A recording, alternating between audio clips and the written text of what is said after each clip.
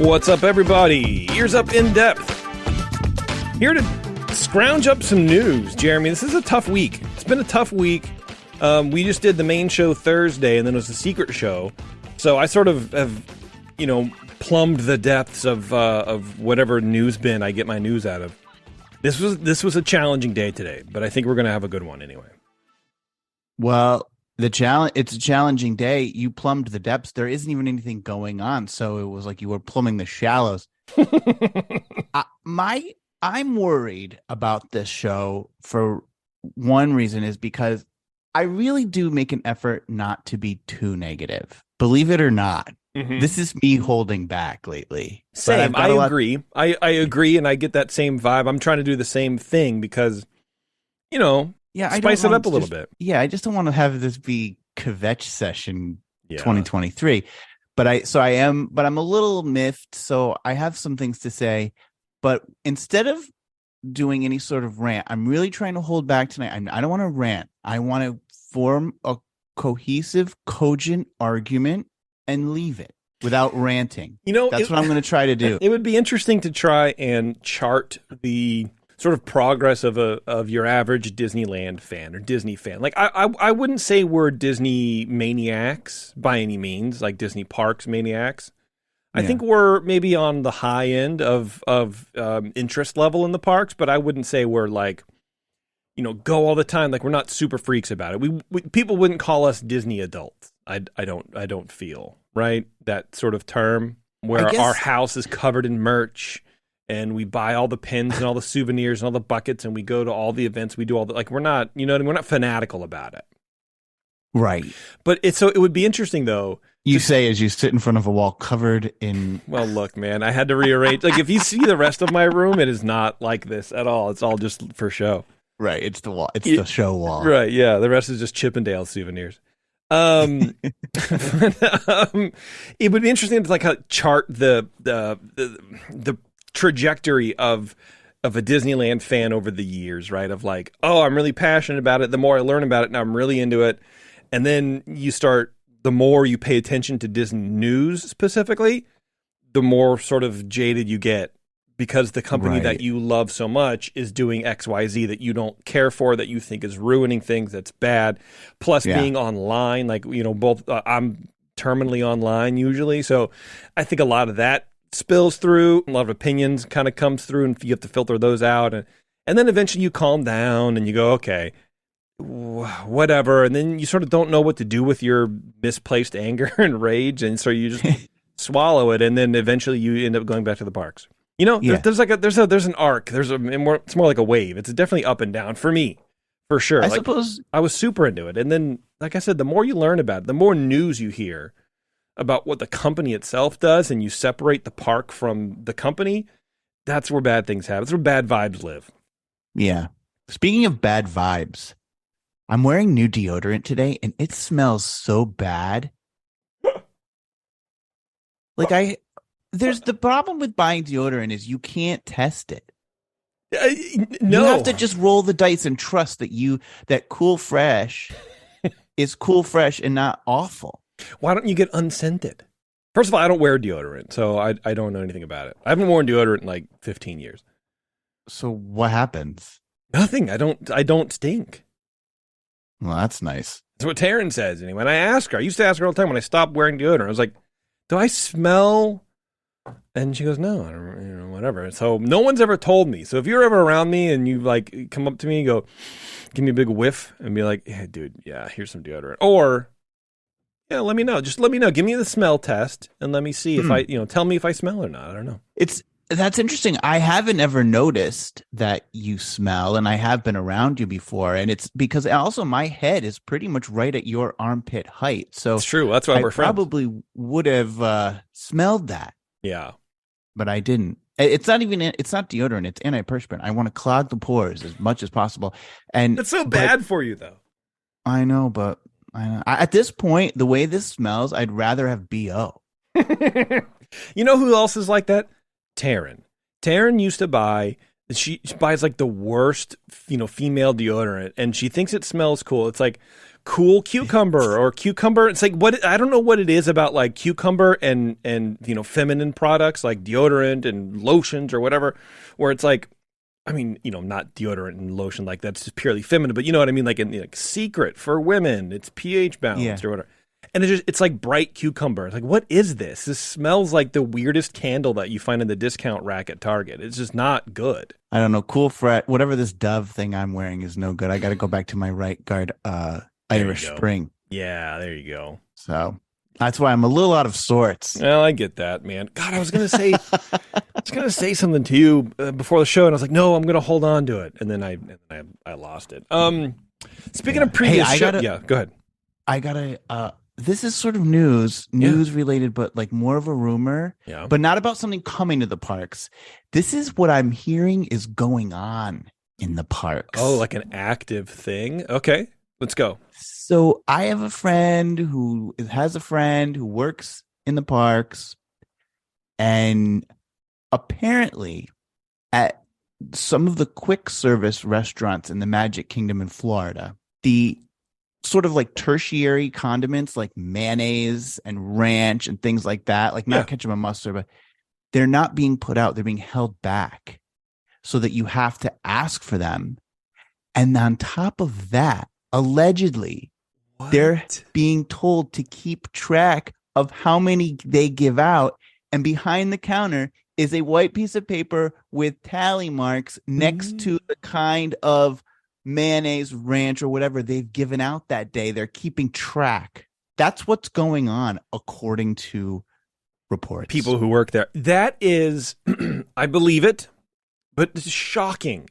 To me, that's a company in decline. That is some serious business. They are really struggling.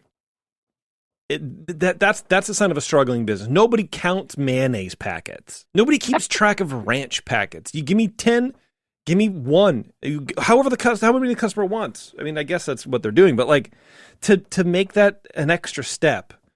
And these are the things. This is kind of what I'm saying, right? The more you learn about the parks, the more kind of nonsense they put you through. Now you have to go to the condiment station and then look around and go, oh, there's no ranch, and you have to go wait back in line. I imagine, and then go, hey, I just want some ranch, and then they have to. It's like, dude, why? I don't know what this is about. It just seems penny wise and pound foolish to me. Like you're spending all this money to re-theme Pacific Wharf, but don't give out the condiment. Like, how about just let us have mayonnaise? Right. Anything, man. That's the latest thing. I literally, that's hot off the presses. That's within the last 2 hours I've gotten that. Wow. Is that, what park is that? Magic Kingdom. Magic Kingdom. All it's right. It's definitely happening at Cosmic Rays and some other quick service places. Good gravy. Speaking of allegedly, right? Yes. Speaking of hot off the presses, we did a show on Thursday with RGH. He sat in, or he did the show. It was about Genie Plus. Oh wow! Because he's used Genie Plus on both coasts a lot, right? So he's like, "Hey man, you want me to come on and we'll talk about it?" I was like, "Yeah," because I still know nothing about it. It's one of those secret societies where you have to pass it to what's in it. It's kind of that thing. you got to buy it. And then you can figure out exactly how you use it. Yeah, but let me tell you something. I've bought it and used it, and I still don't get it. I couldn't tell you how it works. Well, RGH ran through it, and he mentioned something. We're talking about how it works or when you can buy it or something like that in Disney World. Friday morning rolls around, and Disney World makes this big announcement about how they're changing Genie Plus and all that kind of stuff. So we'll talk about that. But yeah, talk about hot off the presses. You're like, man. Okay, here we go. I guess things are changing, and apparently it's like more confusing. We'll get into it, but just more hoops, more things to think about before you buy it. That's all they do. They think they're making it better, and actually they're just making it more and more confusing. Yeah, that's what happens. Melinda's in the chat. She says people waste those packets. They do it at McDonald's. I mean, and that does make sense. And maybe they. I'm trying to find the justification there, and maybe that's what it is. It's like to reduce landfill waste, maybe because they sort of see them in the trash all the time or whatever, and go, "Hey, look, we're wasting too many of them," or something like that. But maybe put them in the pump. Well, yeah, I don't know, whatever. Yeah, give us the pumps. Give us pump me. I need it. I need to be pumped. I want to pump. Maybe people were people putting their heads underneath? See, because I could just see that happening. Like some Oh my God, TikToker dude, yeah. would see that and then squirt it right into their mouth. Absolutely. You know. Yeah, I could see that too. Speaking of weird things, and then we'll get into the news in a second. Sure. You know, we have the Discord channel. That is a weird thing. That is a weird thing. I set up a channel within Discord, within our server, to work with the AI art, like OpenAI. And so you can get in there now. It's a specific channel. So if you join the Discord, and it's free, you just get in the channel and you can just type in things and it'll generate art for you. It's kind of cool. Just another thing. Like artwork. Okay. Artwork. Yeah. I thought art was like some acronym. You're like AI, ART, and I was like, yeah. Well, it's I already don't know. It's those buses that run up a bell or a ball or whatever. Catella. It's the art bus. Yeah. But if you're in the Discord and you want to mess around with AI artwork, but don't really know how to figure it out, come in the Discord. It's right there. It's free, and it's ready for you. So what? I go in the Discord and I type. You type / imagine, and then a space, and you write a prompt like, 15 tacos riding a rhino or something like that, and it'll generate it. Fascinating. Yeah, it's fun. You look disturbed. Are you in fact okay? And yes, I'm doing. I got a whiff of my right pit, and I had to sort of just digest that. Well, Jerry, why don't you go first, and then it'll prevent you from breathing in your own funk. This is my big story for tonight. With the overhaul of EPCOT waning, Imagineering is peeing on my leg and saying it's raining. This is from an article in USA Today featuring Executive Creative Director of Walt Disney Imagineering, Scott Malwitz. Jeez, that's a name. I'm going to give you an advanced warning. I'm not a fan of this guy after this article. The article I'm going to give you most of the article and then insert some of my commentary. EPCOT has changed. Future World is gone. New neighborhoods are taking shape. And it's hard to envision what's next with construction walls obscuring one of the largest transformations in the Florida park's history. It's a lot for EPCOT fans to take in. Meanwhile, it's not hard at all. The monorail goes above the construction walls. You can look down on it anytime you want to. It's not hidden. Mark Walwitz says, we're EPCOT fans as well. I was here a couple weeks after it opened, first year, and I had the opportunity to visit, and I was blown away. Many years later, to be able to come back and lead a team thinking about how to set the park up for the next 30 years is just incredible. So he's pulling back the curtain for us, and he says in order to see EPCOT's future, we've got to go back first, right? So according to USA Today, EPCOT's going back to form. Walt Disney's vision was an actual city, and Imagineers revisited his ideas for inspiration for the park's current transformation. So they're going back and looking at Walt's ideas for the original Community of Tomorrow to incorporate into the future of EPCOT, which seems pretty interesting to me. And he says, we wanted to think about what were they thinking? What challenges were presented? What weren't we able to do that was part of the original version that kind of like what we could do now? So that's got me excited. Yeah, that sounds cool, dude. The idea that Imagineering is going to go back to Walt's vision for this thing and start to steer it in that direction, like now I'm getting pretty happy. How does this manifest itself, you ask? Well, his first example is if you look at the floor of Creations Cafe and Eatery, which opened last year, you can see some of that vision in the renderings of the original Progress City. So the first big way that they are steering this towards Walt's vision is the floor tiles in the quick service. Yeah.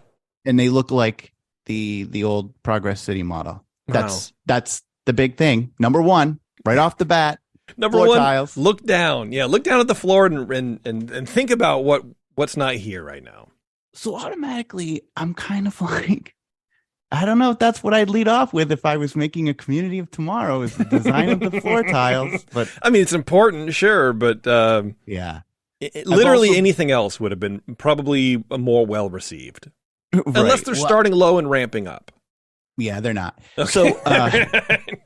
So also, having watched this transformation over the last 37 years, because it's been going on for literally that long, this other Imagineer, Zach Ridley, is constantly showing us paint chips and floor tiles and any like rock work and everything constantly. It's all he posts about. It's like, where are the rides? You said you were going to do new rides, new shows, and you keep talking about floor tiles and shades of paint. Like, I'm over this. So that's the first thing he says. Then they talk about easing the brutalist design. One thing guests can expect is more open spaces, like Walt envisioned for the residents of EPCOT. Guests may already note. First of all, EPCOT has plenty of open space. That knocked my jaw straight out of alignment. More open space? Are you crazy? There's too much open space. Drop some trees in there, man. Good gravy. Ballroom dancing in there. You can shoot a cannon off. You can hold a Super Bowl in Epcot. Right. It is huge. Guests may already notice a shift away from what Malwitz refers to as, we need a big building, we need a big building, we need a big building, and that brutalist architecture. What is this guy talking about? He's leading the charge for Epcot, setting it up for a future. He doesn't even know what he's talking about. What's brutalist about the Land Pavilion? It's built to design, like, to look like a hill, to look like a mountain coming out of the horizon. It looks like a really big greenhouse. And when you walk up to the land, there's actually a big opening in the roof. And up through that opening is where the trees grow. And that is meant to symbolize the theme of the land, which is symbiosis and our relationship with the earth and how it has to be kind of a give and take, mutually beneficial thing. I don't see how that's so brutalist. Like, that seems beautiful and symbolic. Yeah, I mean, I guess you could think some of the buildings, like after Spaceship Earth, the sort of gray, angular. There is a lot of concrete. I mean, that's one thing that was really striking when I was, passing that going to World Showcase. There's a ton of gray, a lot of concrete. It very much felt like Soviet Russia, but have to get to the checkpoint before I can get my papers over to get into to World Showcase. So maybe that's what it is, but I wouldn't call it brutalist. I mean, that's like the term for that architecture, yes. But I wouldn't call anything in there categorically brutalist. Because like brutalist is like, 8-foot, 10-foot, story buildings entirely of concrete. Maybe it's small windows or whatever. It's like that is not that. So I think he's being a little and harsh angles. Yeah. Which makes me think of Communicore, which is two half circle buildings with rounded edges, high ceilings, light, airy, glassy corridors. I'm not seeing what's brutal about that either. I do think that if you look up at the true definition of brutalist architecture, I suppose that it does encapsulate a lot of the big buildings at Epcot, but they're all sort of telling a story. Horizons looked like a horizon line. World of Motion was a wheel. Like, they're supposed to be sculptures that interpret the message that they're sending. The Living Seas, it curls and it almost looks like a squid from the top down, and it has waves crashing on the front of it. So I do think, like, technically brutalist, yes, just concrete, brick, exposed. It's supposed to show the building materials. There's nothing decorative about it. I just think that these decorations tell their story. Well, what he says. I think that sort of aesthetic invokes part of the park as well, part of Epcot. And I think that's sort of the draw of Epcot. It doesn't really look like anything else. And the way that they did those designs, even though there's a lot of concrete and, it could always be everything could always be improved, except Main Street. Disneyland, let's just be honest. But so you could add something here or there, but I wouldn't say it needs an overhaul because it's brutalist and whatever. You would be taking away the aesthetic of the last 35 years or however many years it's been open, right? That's what the place is. It's synonymous, right? You think Epcot, you think it's concrete buildings and these cool angles and these cool designs, sort of futuristic, but now it's like retro futuristic, and that's what you think about. I shudder to think what's going to happen with that. It's not going to be what it is now, which is what people like. Well, he goes on to say that the problem with brutalism is that unless you introduce the art piece, it just becomes a giant sculpture that you don't know how to relate to. I think that's what's happened with some of our buildings over the years, and now we're going back and peeling back. The hell does that mean? What does It that means mean? nothing. Peeling It's back gibberish. what? The I floor guess tiles? Yeah, well, they knocked down half of Communicore. My friend put it best. The only thing brutal about the buildings in Epcot is the Guardians of the Galaxy show building, the big rectangle. Hold on, I'm not ranting. Hold on. You know, they built a big blue box show building hovering above the gorgeous architecture of World Showcase. I'd call that brutal. That's right. I wouldn't call the gorgeous geodesic sphere reflecting the sun brutal. How dare this guy? So here's what I don't like. Yeah. You're on the team, buddy. Don't shit on the artists whose shoulders you are standing on. You can take Epcot forward without very publicly going in the press to USA Today and bad-mouthing the work of your predecessors. And, by the way, something a lot of us really love and have been going to, and he's crapping all over it. I don't like this. Just say, here's the new direction moving forward. You don't have to talk about how bad what we had was. I mean, this place earned awards.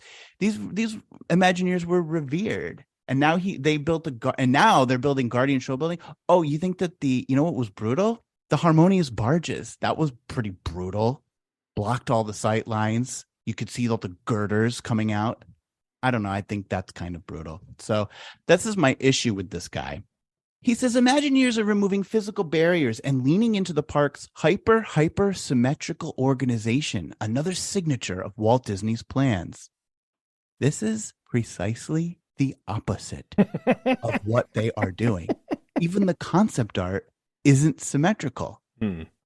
They had a symmetrical center. It was Communicore, 2 half circles facing each other. They demolished one of them. Now there's one. Then they built back a quarter of the other one, but it doesn't match the other one because the one is smooth and this one's all angular because it's cheaper to build angular buildings than it is to build like rounded buildings. So I don't understand that. Like, how can you say that and then give me no example of where you've built symmetry, but I can see a million of where you've destroyed it? Maybe he means when he says lean into it, he means to charge at it to knock it down. Like a linebacker. That's probably what it is. So we've got 4 new worlds at Epcot. One of them's not new. It's World Showcase, but the former Future World is carved into 3 neighborhoods: World Celebration, World Nature, and World Discovery. He says, I think Future World as a concept was difficult to understand. I think the only reason it became easier to discern is that it wasn't World Showcase. So bad concept, Imagineers. You sucked. That wasn't even easy to understand. It was totally easy to understand. Epcot was a showcase for prototype concepts. That's what it was. It's not that people didn't understand it. It's that these Imagineers weren't creative enough or funded enough to maintain it and take it forward. I think it's funding. I have a feeling it was all tied into how many guests went over there. Probably not a whole lot of people were going over there, so they didn't give them funding, and then they just went to someone else's bottom line. How can these Imagineers go out publicly and just trash this park and the previous Imagineers? I'm actually shocked that this is Disney being publicly allowing this. Is there no communications director? Probably not. I think they got fired. That's right. That guy did get fired. See, there you go. I wonder if it could very well be that. This sort of goes back to something I was saying on Thursday's show, where Disney doesn't know what the fans want. Just, I think inherently they don't know what we want. You know, they're re-releasing the old Disney cartoons, but they're cleaning them up so they look like they're digital, like they look brand new. Right. So they're taking all like the little, scrapes and stuff off the negatives, and the thing that makes it feel old and vintage, it's not like that anymore. It looks like you could recreate it in, friggin' iMovie these days. It looks bad.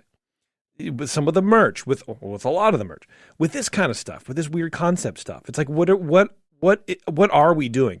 Like Princess and the Frog putting Tiana literally everywhere in New Orleans Square and sort of fundamentally changing the way that little neighborhood feels. Mm-hmm. It's that kind of stuff. So I wonder if this guy's just not terminally online on some subreddit somewhere and listening to people bitch about how Epcot looks or whatever, and then thinks that that's the majority of Disney fans. They think that's what they want is, oh, we don't go to Epcot because it looks terrible. Well, no. I mean, you can say that about anything. Everybody can have an opinion about something, right? It doesn't mean that it's correct, except for ours. So it almost feels like he's taking a small section of the online community and taking that as gospel. Like, well, this is what the real hardcore fans think. And it's not. I think it's the exact opposite. I think if you don't understand that park, this is the way you feel about it. That there's no symmetry and whatever. And it's like, yeah. It's been the second most popular park in the world consistently for 40 years. So I don't really care who doesn't get it. You're there in the minority. Right. It's a wildly popular park. Right. I also think, what is the purpose of this press? Ultimately, I would imagine that they're sending Imagineers out and letting them get interviewed and doing all this because it's supposed to build publicity. I haven't heard any exciting detail. I'm reading you this article almost verbatim and then adding in my commentary. Have you heard anything that is making you want to go there? Nothing about these attractions. Nothing about it's like so far the most tangible thing that I have been able to discern in this article is a floor tile and symmetry, which isn't true, and a whole lot of bashing of what used to be. Right. So I mean, he does get into this Moana Journey of Water, which I guess he thinks is just so great. But he says World Discovery leans into Epcot's original themes of innovation and ingenuity with the added ingredient of adrenaline. All three of its attractions get guests' hearts pumping. Let's energize ourselves about innovation, ingenuity, and exploration. He says you get all that over there in World Discovery. I'm sorry. The plaque to go into Epcot says, may Epcot Center entertain, inform, and inspire, and above all, may it instill a new sense of belief and pride in man's ability to shape a world that offers hope to people everywhere. It doesn't say anything about Chris Pratt and a raccoon. So yeah, nowhere in there's adrenaline. I think it's okay to not have adrenaline in every park. You know, there's something for everybody, and Epcot is that something for a lot of people. Well, if you are someone who has issues with motion sickness, that entire side of the park is now off for you because there's nothing. It's just thrill rides with hardly any education at all or even information. What are you getting out of Guardians of the Galaxy apart from adrenaline? Right. I don't even understand the story. So he says, we're groundwork for continued evolution, but also keep it focused on our Epcot messaging. That's what we're working on behind those walls. So I don't know. That's what they're out touting this. I don't even really understand the point of this article other than to beat up on the legacy of Epcot and anyone who liked it and anyone who created it. And, also it fails to mention all the things that we didn't get that we were promised: an updated China movie in the China Pavilion, an attraction in the United Kingdom Pavilion, a new play pavilion, an update to Spaceship Earth, the park's icon. I mean, a multi-level event and dining space in the center of the park. All these things were supposed to happen and didn't come true. We've got like 2 rides and a nighttime spectacular that they've already had to rip out. Jeez. The end. Awesome. Just completely awesome stuff. I love it. I hope that wasn't too ranty. Here's something that's not ranty, Jeremy. I'm familiar with an actress, a little-known actress called Jamie Lee Curtis. Ooh, yeah, I really like her. She was in that movie My Girl with Macaulay Culkin. Was she? I mean, this is years ago, opposite Dan Aykroyd. No, he dies. Spoiler. Oh, my gosh. Not Dan Aykroyd, Macaulay. Well, apparently Jamie Lee Curtis and who else was there? Owen Wilson were in Disneyland this past weekend to do some promo taping for promos for the Haunted Mansion movie. Apparently they're both working. Jamie Lee Curtis is playing Madame Leota. So they were doing some press in Disneyland, and they were on a balcony. I believe it's the balcony above for the Dream Suite, I think. No, that looked like the balcony to the Haunted Mansion. No, I don't think. No, I'm looking at it right now, like a reverse angle. It's not that far in because you can see Big Thunder right off of it. I think it's a Dream Suite balcony. But look at all that wrought iron work on the railing. Mm-hmm. Isn't that straight off the front of I mean, Haunted Mansion? no. Oh, I mean, I'm sure it's the same. Oh. Is it? See, this is the thing. I don't. It might be. I don't think it is though. I wish I knew exactly where this was, but it looks like more towards the front of Rivers of America, and the Haunted Mansion would be.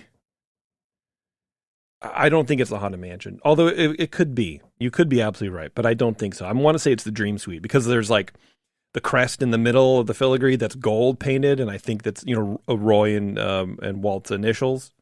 Got it. I think, and so that's gold in there, and I think that's what's going on. That would make sense.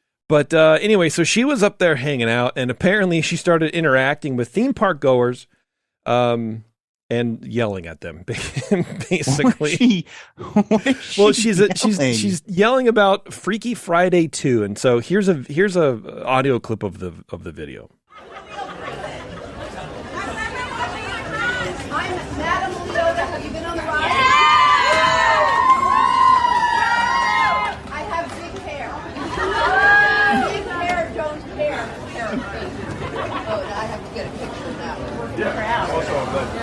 And I'm going to be a Disney legend. Don't tell them. I don't know talking to People down there. No, when she was... Oh, that's my friend. And I think it's like... She went, what? I don't know how long this stupid thing is, but anyway. It's Dream Suite for sure, because you can see the line for pirates right there. I just saw, and also because now there are some pictures of them in front of Haunted Mansion, and the wrought iron work is different. It's different, so yeah. Okay, you're absolutely right. Hell yeah, dude, I'm super smart. But apparently, when she's like chatting with these people down there, she's saying, "Oh, I played Madame Leota, whatever." And then someone asked her about the Freaky Friday 2 movie, and she says, "We're gonna make one next year." So you got a little inside info there from Jamie Lee Curtis herself, the Scream Queen, saying Freaky Friday 2 is officially happening next year. And sometimes yes, there's times where you can really feel like casting it nails it or it doesn't. And to me, this is obviously we haven't seen the movie yet, but yeah. I think it's perfect casting just from what I know of Jamie Lee Curtis. And she's great. Her voice, I think she's going to be fantastic in this role. I would love to interview her. I would love to do that. I would love to meet her. Sure. She's like full of energy, and she seems like one of those Hollywood weirdos that are just like normal people. She just seems like a normal person. Like there's some people like I can't think of anyone at the top of my head. Like maybe Bill Murray, maybe kinda. I don't know. He seems kind of weirdo normally. Or like David Lynch seems like David Lynch all the time. Mm-hmm. You know what I mean? There are people who are just like, this is just me. But Jamie Lee Curtis just seems like a person who gets on screen and acts, and then she's done, and then she's just like a cool person. But there's people who are really, you can tell that they're full of themselves, like Quentin Tarantino. Oh yeah, De Niro I think might be that way a little bit too. I can't imagine De Niro being just like a regular dude. Nicholson would be one of those guys that I think it's just that's who he is. He's just kind of intense all the time and that's why he's so great. He can just channel it. Yeah, I don't know where I'm going with that. But yeah, no, she's going to be great. I'm excited for it. Owen Wilson, I don't know. Never really been the best actor. Who does he play in this? I don't know. Hopefully the dog. Hopefully the groundskeeper dog. That'd be cool. I don't know. Let's take a quick break, Jer. Okay. We'll come back. We'll wrap up the news here. Hang on, everyone. It's Ears Up In Depth. We'll be right back.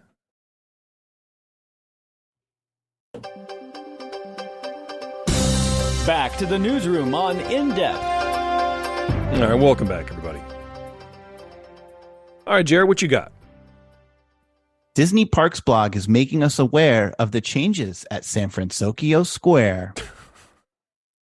Have you heard about this? They're updating Pacific Wharf. I don't know. Maybe we've talked about it. I don't even know what I've said anymore. I think we've talked about it when it was first announced, but we don't really know anything. I think the consensus was that we're okay with it, but also, why are you changing the location from an actual location, sort of, to like literally nothing that exists ever in this park dedicated to the state of California? Well, but it seems that that's what they've done, right? Like Paradise Pier. Yeah. Slowly, everything's just changing to nothing that's ever been in reality at all. Which I guess is fine. I guess. I mean, go ahead. Sorry. I know. I kind of feel the same way you do. But anyway, that's what's happening. If you were a fan of Pacific Wharf, which is basically just a food court. Yeah. Which is fine. We need a food court. You have to, if you're going to have a food court, have a themed one. So great. Pacific Wharf. Food was pretty good there. It's the area, if you're not familiar with Pacific Wharf, where the Boudin Bakery and its famous free samples of sourdough bread were given out. Famous free samples. Right? I feel like that was like the big deal there. Oh, we're going to go get the samples. Because you get the bread tour or something. And, there's a Giardelli's over there. Well, it's being rethemed, as we said, from Pacific Wharf to San Francisco, which is the setting for Disney's Big Hero 6 movie, which came out a few years ago, which I really like, which is surprising because I generally don't like any of their movies. So we've got some more details coming out today or this week from the Disney Parks blog.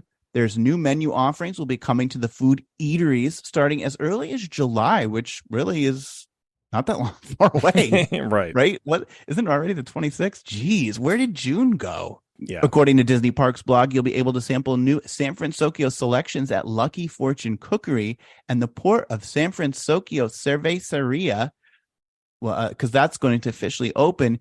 In the weeks following, additional dining options, unique shopping, and more will be introduced as the transformation of this thriving seaside plaza continues through mid-August. So apparently in mid-August, this is all going to be done. I love more places to buy the same stuff. It's all the same crap. I'm so fed up. I'm so fed up with like just the choices that you have to buy stuff. It's all very cheaply made crap at exorbitant prices. Yeah. I'm not interested in another shopping area. I'm really not. Do something else. Give me a meet and greet. Give me a food kiosk. Give me I don't know, something. Give me anything. Give me a locker to rent. But another merch store? Awesome. Can't wait to be uninspired. There is going to be, outside of the Hamada bot shop, guests will be able to interact with Hero and Baymax, who will be there to say hello. So I guess this is a character meet and greet. So okay, I love that. You asked, granted. I love it. All right. Locations across the area, from the cappuccino car outside the San Francisco Gate Bridge to the bakery tour, will be decked out in street art and colorful banners celebrating the Big Hero 6 team after their victory over Yokai. Okay, I think that's very garish, but that's okay. You're looking forward to some banners? Sure. I mean, I guess it's something. I have a feeling it's more of like to block the view from people trying to watch World of Color from the bridge.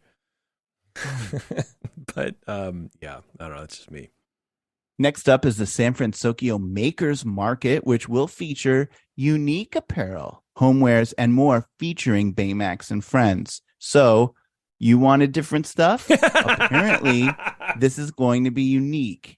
Okay. All of your wishes are coming true in San Francisco. Like it. I do hope it's somewhat in the vein of that market in Star Wars Land, where things look sort of homemade and, sort of like dumbed down a little bit. Is that Doc Ondar's? No, it's just like the open air market. Oh, got it. Yeah. That would be cool. Because that stuff is arguably like very unique. But if it's just another Baymax plush, I don't care. I have a feeling you're going to see a Baymax plush. Yeah. Maybe some other things in addition to, but I have a feeling that'll be there. Across the way, a vending machine will dispense collectible golden medallions featuring Baymax and other iconic images from San Francisco. They released an article to tell us that there's going to be a vending machine. A vending machine? And then we released a podcast to talk about it. Is that because like there's a lot of vending machines in Japan? Maybe like is that a thing? But dispense a gold coin? I don't know. Back to my thing. I don't think Disney really knows what people want. I don't think they really are tied in with the kind of merch that we want or the experiences that we want. A vending machine? No one cares. Listen, Big Hero 6 is a great movie, but I don't think that anyone was clamoring for this. No, I don't think so either. I think the people who are excited for it like the movie and are excited for something new, but I don't think that they know what they're excited for. You know what would even be cooler than this is to like I said, Japan has a lot of vending machines. They have vending machines all over the place with a lot of cool stuff in them. It'd be cool to get some like Japanese sodas or something like that over here. The kind of like sour sodas and stuff that you don't get. Run those in a vending machine. do something cool and automated, sort of like that. But just a collectible coin, so cool. It's just easy for them to do. It is, and it shows. Well, as we said, it is a glorified food court. Let's check out some more of the offerings. Familiar favorites will be available along with new options, including Aunt Cass Cafe, which seems to be an overlay of the Boudin Bakery, as they will serve soups in freshly baked sourdough bread bowls there, and more inspired by Japanese cuisine. Talk about the most uninspiring friggin' transformation ever. That's so just low effort. It's such the most low effort. I mean, it makes sense in the theme where it's like, oh, it's the bowl. You serve it in the bread bowl. But let me tell you something about San Francisco. The only place you can get clam chowder in a bread bowl is at Pier 39. That's it. The tourist area. That's it. San Francisco is not, we're not all walking around eating bread bowls, high-fiving each other, but on our way to go surf. That's not like an authentic San Franciscan experience. Is a bread bowl made, it's just not. So I don't know why this is so in some ways it fits okay, it's a San Francisco bakery, they're doing the bread bowl thing, you got the thing, okay? Overlay it, that's cool. So you kind of keep the San Francisco, Tokyo mashup, that's fine. But I don't know, man. I mean, I can't, dude. That's so okay. I love it. Continue on. An old fishing net tannery across from the cafe is being converted to Rita's Turbine Blenders, a giant drink dispenser offering delicious margaritas and icy beverages. Okay. Everything you say you want, they're delivering in this article. Well, what they're doing is they're not removing it. Oh, the margarita machine is still there. Yes, it's there. It's the whole thing. It's the little kiosk right in the middle. The bread bowl stuff still there. Yeah. What else is new? Let me tell you. If the Lucky Fortune Cookery is still there, that's it. Case closed, man. It is. Okay. What's it called? I think that's not changing its name. I think I had that above. All right. Yeah, I think that's staying. God. Basically, this article should be we're decorating. Yeah. It's an overlay. Was that all Banners. the food? Was that all the food updates you had? I'm sorry I interrupted you, but I guess there's new menu items coming to Cochina, Cucamonga, and Ghirardelli Soda Fountain. Cocina, but Cocina. Cochina is that would be Italian. feminine dirty. Cochino is masculine dirty. Spanish has feminine and masculine words. Cochina is cochina. That's dirty, dirty. That's dirty. I thought that was sucia. That's I think filthy. Cochina is pig. They have more than one word for dirty. Sure, why not? But yeah, just so you know. Well, thank you for that Spanish lesson. I appreciate it. De nada. The Disney Park blog ends the post by asking, and I'm not kidding, on a scale of 1 through 10, how would you rate your excitement? I'm going with a solid 1.5. That's the end of the article. On a scale. What are they doing? Because how could you expect me to be a 10? I would give a 10 if you were going to tell me that World of Color is coming back. A 10 is we're bringing back Illuminations. A 10 is we're building a new roller coaster. A 10, I can't possibly rate the retheme of a food court as a 10. So don't give me that option. The whole article reminds me of that South Park episode where everyone's just smelling their own farts because everyone's sort of driving a Prius. That's sort of what it is with this company sometimes, where they go, aren't you guys ramped up for this? We took one thing and we're making it very similar, only with slight, moderate adjustments. How excited are you? Yeah, 9? What do you want from me? I can't be that same level of excited for this as maybe the new nighttime show that's coming up. I don't know. I can't do it. It's almost like words have a meaning, right? Yeah, it is almost and numbers. I would save this for a much bigger announcement. I would save that verbiage. Sure. Yes, absolutely. So the Mexican restaurant's staying. It seems to be that way, yes. Okay. From what I can tell. So, and what about Ghirardelli? That's gone too?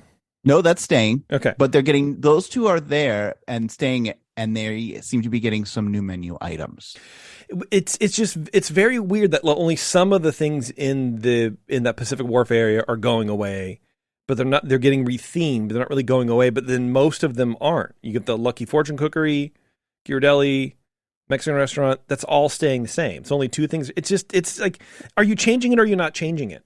Are you retheming it or are you not doing it? You're just carving out some of it, but not anything else. Like, why not just do the whole thing differently? Just make the whole thing different. Why keep the same stuff? I guess some of those things already are still that theme appropriate. Also, Ghirardelli's branded, so they'd have to break a contract. So is Boudin. There you go. Oh, wait, but that's going away. Right.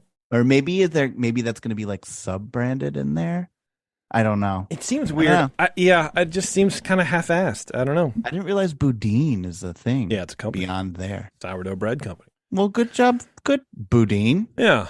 Boo to you, Mickey's Halloween party. Yeah, so I mentioned Jeremy on the last Thursday show with Ryan. We talked about Genie Plus and what it is and how you can, kind of scam free rides off it too, which is kind of fun. And then the next day, Disney announced a brand new change to its pricing for Genie Plus, but I think only in Disney World.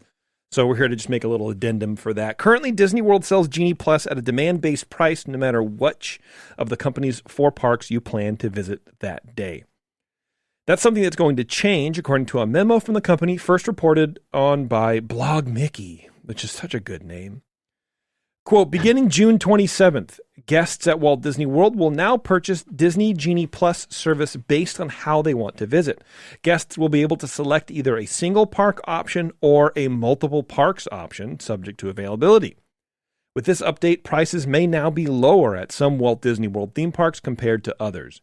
Guests will continue to be able to purchase Disney Genie Plus service through the My Disney Experience app on the day of their first visit. Apparently it's a small change, but a meaningful one, as it's possible that if you're visiting a less crowded park and only that park, you can still buy Genie Plus, but at a lower price than if you were visiting, Magic Kingdom or whatever.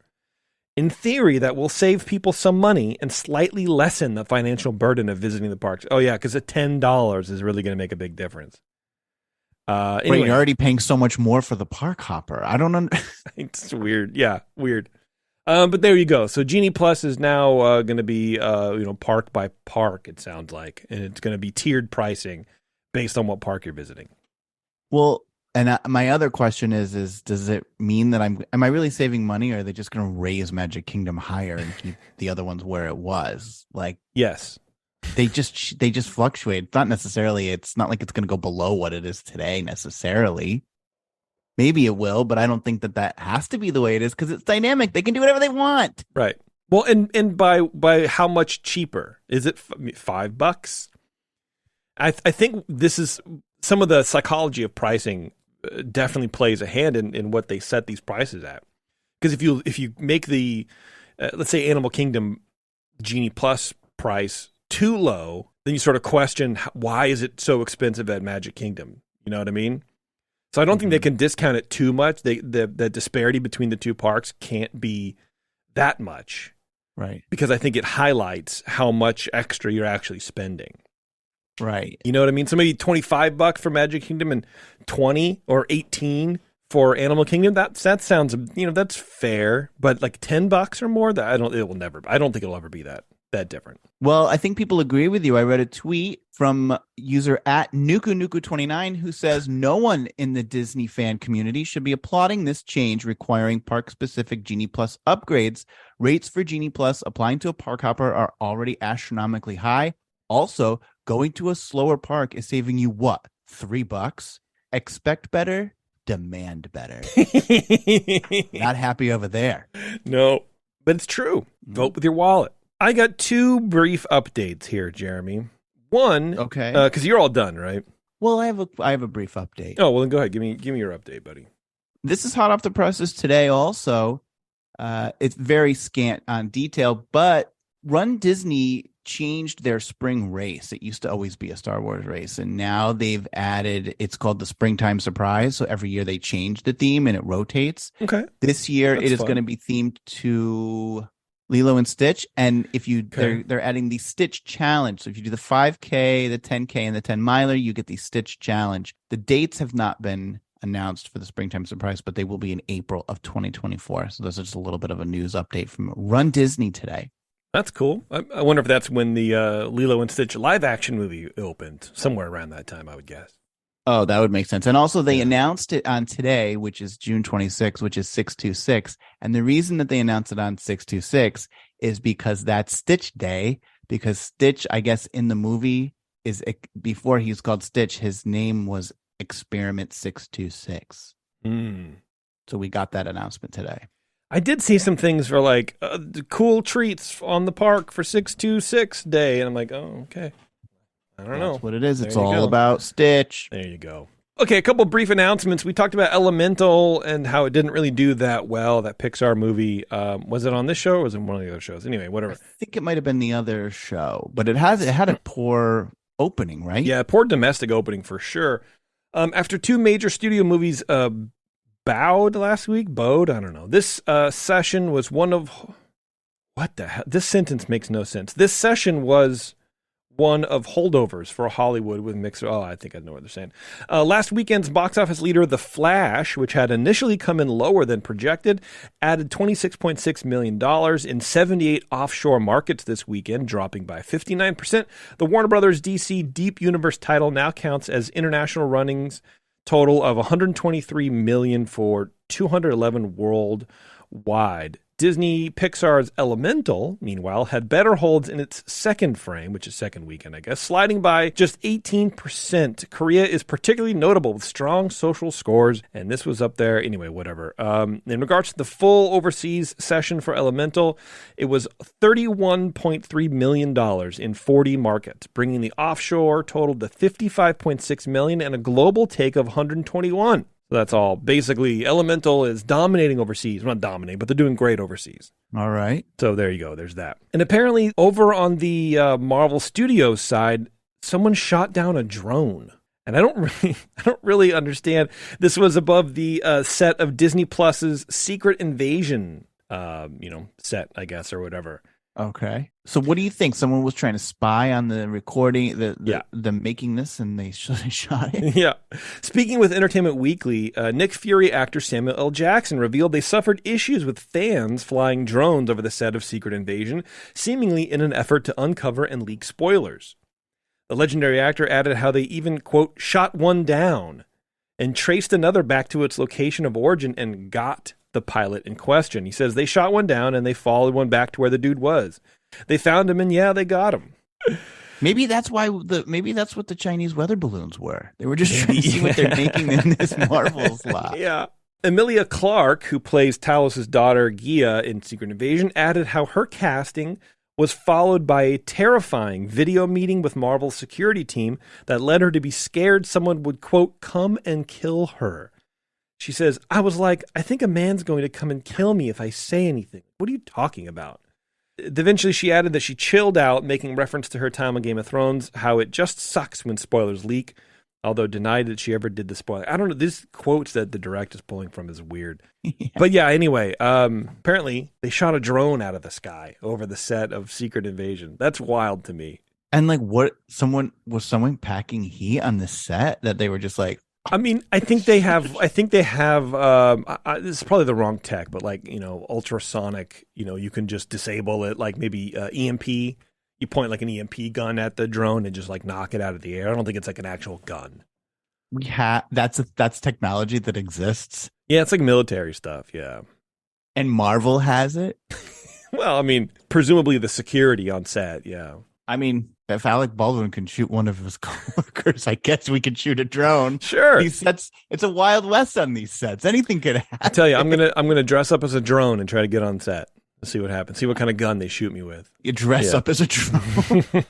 Yeah, I'll hang you from like a rope. I would love that. I was picturing you like at the end of like a fishing pole. And like me, like send him out there. All right, everyone. Thanks for tuning in. I appreciate it. I'm working hard to try to get some guests. That was the story I was going to tell you the other day, or before the thing. I've been trying to get Josh Freese back on, and because he's a rock and roll drummer. He just got signed with the Foo Fighters, he joined the Foo Fighters as their drummer, and all this kind of stuff. And I've been like emailing his contact. I'm like, hey Michelle, what's up? Just checking in. And I'm gonna turn this stupid music off. For like, I don't know, probably every day, maybe at minimum 4 times a week, I think about that interview we did with Josh last year, and I think I like blew it. I think I did a terrible job, and I'm like embarrassed by it, and like I think I did an awful job because at one point he's like, I gotta go soon. We kept him for like an hour and a half, almost 2 hours, and I had told him like 20 minutes. But he was just like rolling with it. Yeah. So I'm like, oh God, I screwed up. Anyway, so then his person just wrote back to me, and she was like, yeah, if you thought his schedule was hard to manage before he joined the Foo Fighters, just imagine what it's like now. But I will keep you in mind if he has something open. I'm like, okay, even if you're lying to me, I appreciate that. It makes me feel better.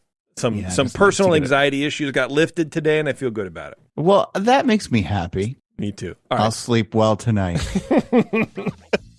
What is sleep? What means to sleep?